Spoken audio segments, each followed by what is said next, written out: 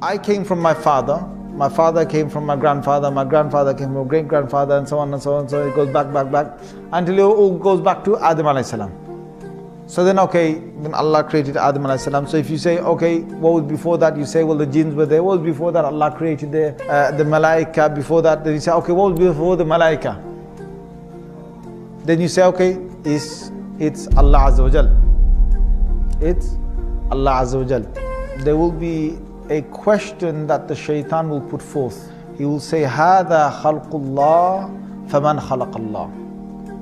This is the creation of Allah, so who has created Allah? Na'udhu billah. So if you think backwards in time, you think, well, what was there before Allah? But before only comes because you're thinking about time. يا أيها الناس اذكروا نعمة الله عليكم هل من خالق غير الله يرزقكم من السماء والأرض لا إله إلا هو فأنى تؤفكون. So before Allah Azza wa Jal, there is no before. That question doesn't even exist. There is no such thing before Allah. Allah was there, finished. And that's what we need to say. We can't use the human brain to understand this. Just like if I tell you to lift 10 kilos. If I tell you to lift 10 kilos right now, you can lift 10 kilos. If I tell even a super strong person, you lift with one arm 1,000 kg. Can you do it? No. If I tell him to do 10,000 kg, can you do it? No. So there's a limit to this, the limit to the muscles. If I say with the eye, how far can I see? Some people can see 1 mile of a distance, some people 3-4 miles of a distance on a clear day. Some people 5 miles. But if I tell him to see with this eye, a human eye, without any binoculars, without any telescope, without anything, to look and to see as far as 100 miles or 200 miles. Can the human eye do that? No. So the human eye is limited. The human muscles are limited. The ears.